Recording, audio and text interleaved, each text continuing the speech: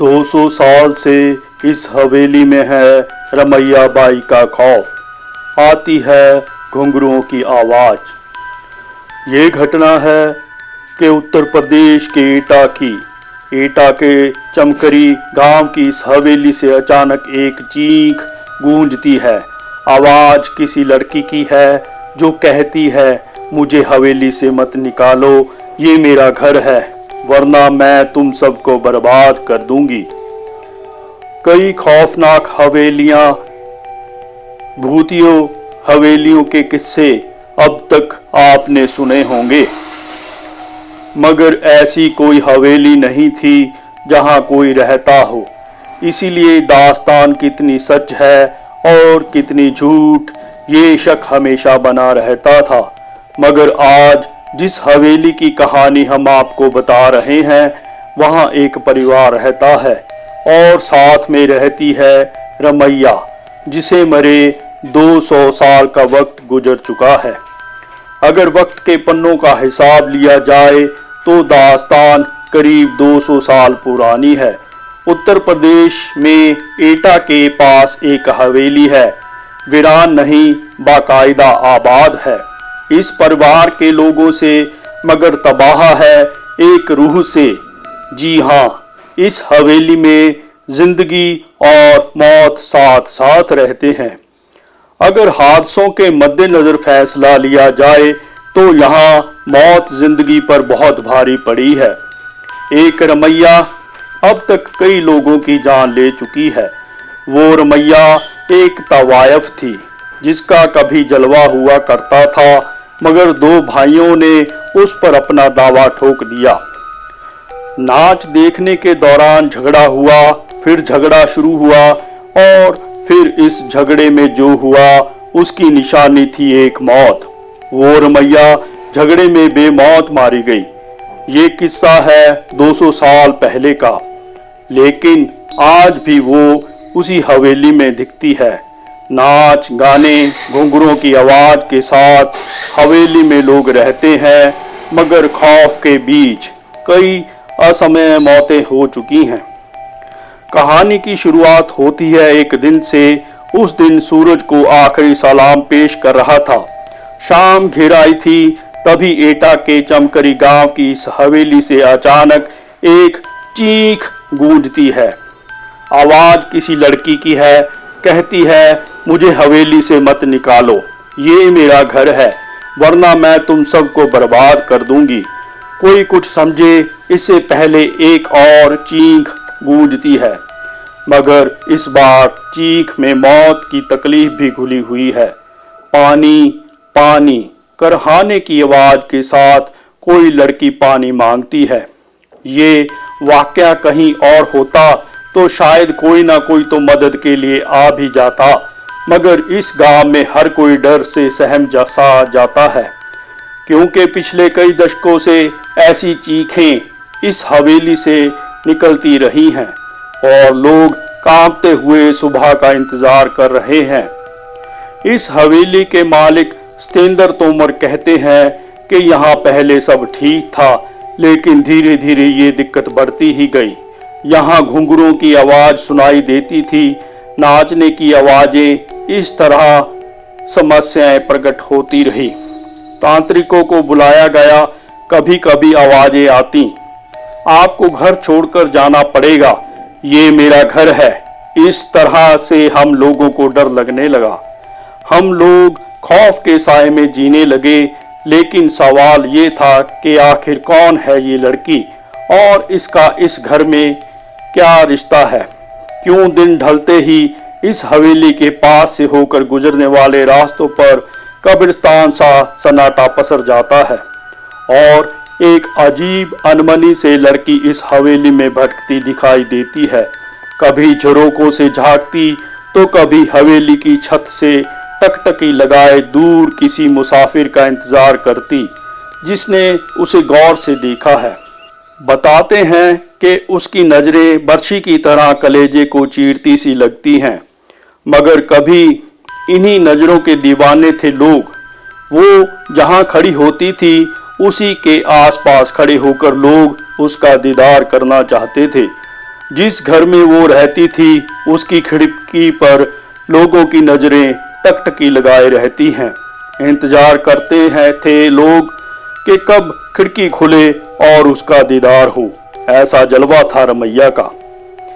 इस हवेली के आसपास रहने वाले बुजुर्ग बताते हैं कि इस हवेली में से एक खूबसूरत सी लड़की निकलती थी, जिसे वो जब पकड़ने की कोशिश करते वो बिल्ली बन जाती थी। आज इस कोठी में जिंदगी और मौत दोनों का बसेरा है। दूसरी हवेलियों की तरह ये खाली नहीं है। यहाँ गुजरे दौर की तवाइफ रमैया की रूह भी रहती है और इस कोठी के मालिकान भी। मगर मौत के साए में लगातार सांस लेती इन जिंदगियों पर क्या गुजरती है ये बताने के लिए काफ़ी है। कई लोगों की मौत होना, क्योंकि इस हवेली ने अब तक कई अपनों को खो दिया है। हद तो ये है कि इस हवेली के बच्चे भी शैतानी करने या चहकने से पहले सोचने लगे हैं। इस हवेली में आज जितनी भी जिंदगियां बाकी बची हैं, उनके चेहरों पर जिंदगी का कोई नामो निशान नजर नहीं आता। एक खूबसूरत मगर खौफनाक चेहरा उन्हें लगातार नजर आता है, एकटक घूरता हुआ, शायद ये पूछता हुआ कि इतने लोगों की मौत के बाद भी क्या हिम्मत बाकी है यहाँ रहने की। मगर रमैया आखिर क्यों इंतकाम की आग में झुलस रही है? क्यों उसे मासूम बच्चों पर भी तरस नहीं आता?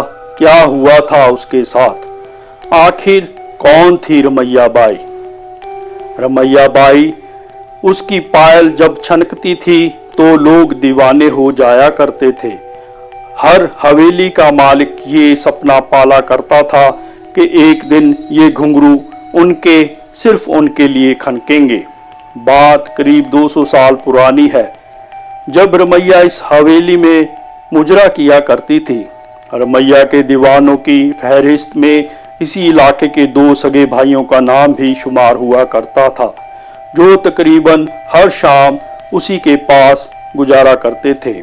मगर रमैया उस बला का नाम था जिसकी खूबसूरती और हुनर के आगे क्या रिश्ते और क्या नाते पल भर में बिखर जाते थे। और यही हुआ उन दोनों भाइयों के साथ भी। रमैया को लेकर दोनों इस कदर जज्बाती हुए कि एक दूसरे की ही जान के दुश्मन बन गए। और जब रमैया ने बेकाबू हालात काबू में करने की कोशिश की तो गुस्से से लहराता एक खंजर रमैया के ही शरीर में उतर गया। दरअसल ये कहा जाता है कि दोनों भाइयों की लड़ाई में रमैया बीच बचाव करने आ गई थी। उसकी दीवानगी ही उसका कसूर बना। वो चाहती थी दोनों में खून खराबा ना हो, लेकिन हुआ इसके ठीक उलट।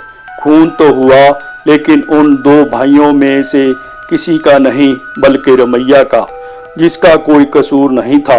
अगर कोई कसूर था तो वो उसकी खूबसूरती का कसूर था, तो उसकी दीवानगी, और कसूर था उसकी मचकती कमर और बलखाती चाल का, जिस पर वहां के 7 कोस दूर तक वाले भी खींचे चले आते थे। लेकिन आज उसकी खूबसूरती पर 2 भाई ऐसे टूटे कि आपस में ही भिड़ गए और खंजर रमैया के सीने में घुस गया। वो खंजर बहुत गहरा जख्म छोड़ गया था। जिंदगी की सांसें उसकी टूटी हुई पायल के घुंघरूओं की तरह बिखरती जा रही थी।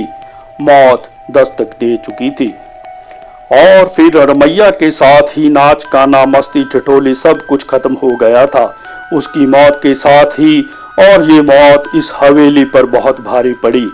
वक्त बीतता गया मगर उसकी यादें कभी धुंधली नहीं पड़ी। पड़ती भी कैसे, क्योंकि रमैया ने तो इस हवेली को छोड़ा ही नहीं था।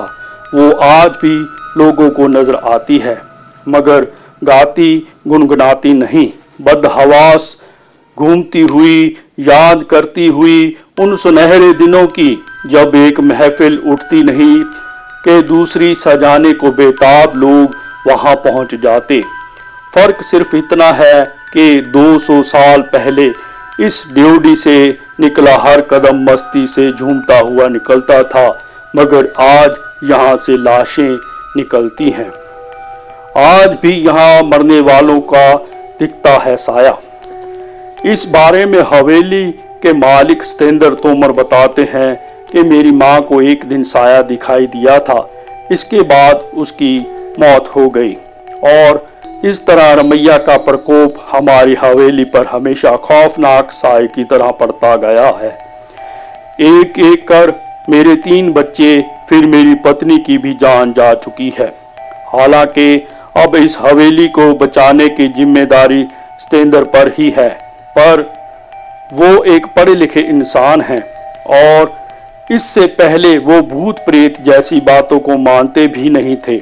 मगर आज जब वो अपने परिवार पर नजर दौड़ाते हैं तो हर रिश्ता अधूरा नजर आता है। वो जिंदा हैं मगर पत्नी नहीं रही, कोई बच्चा जिंदा है तो माँ मर चुकी है, भाभी है मगर भाईजान गवा चुका है।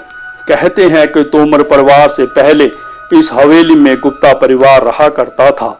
लगातार हुई मौतों ने गुप्ता परिवार को इतना तोड़ दिया कि उन्होंने कौड़ियों के नाम ये हवेली बेच दी। खरीदी तोमर परिवार ने और खरीदते ही बच्चे बूढ़े जवान एक एक करके 8 लोग मौत के मुंह में समा गए। फिर सहारा लिया पूजा पाठ का। नतीजा इस बार उसकी जान गई जिसने पूजा कराई थी। आज भी हवेली में नहीं आती है कभी रौनक। इस हवेली के बारे में पुरानी मालकिन आखिर क्या सोचती है? इस बारे में पुरानी मालकिन ओमवती गुप्ता बताती है कि आगरा रोड पर बसा चमकरी गांव है। वक्त के पलों को बुनते बुनते आज तकरीबन 200 साल गुजार चुका है, लेकिन उस हादसे के बाद यहाँ कुछ नया नहीं हुआ सिवाय रमैया की दास्तान के, जो यहाँ के ताने बाने में बुन सी गई है। कुछ इतनी शिद्दत से कि बाकायदा नजर भी आती है। अनमनी सी भटकती हुई हवेली के बाहर भी और अंदर भी। नतीजतन इसके मालिकान इसे बेच देना ही बेहतर समझते रहे। यही वजह है कि आज इस हवेली में किसी के चेहरे पर रौनक नजर नहीं आती। बच्चे गुमसुम से रहते हैं, बड़े जैसे बस जिंदा हो, घर घर सा नहीं लगता और लोग भी कैसे, क्योंकि घर में उन्हें कभी अपनाया ही नहीं। अलबत्ता छीना जरूर उनके तमाम अपनों को अचानक। रमैया का सच क्या है हम नहीं कह सकते। हाँ, इतना जरूर कह सकते हैं कि यहाँ रहने वाले दोनों परिवारों में बेहिसाब बेवजह मौतें हुई हैं, और अगर ये सब कुछ इत्तिफाक है तो यकीनन बहुत खौफनाक इत्तिफाक है। शायद रमैया के खौफ से कहीं ज़्यादा खौफनाक।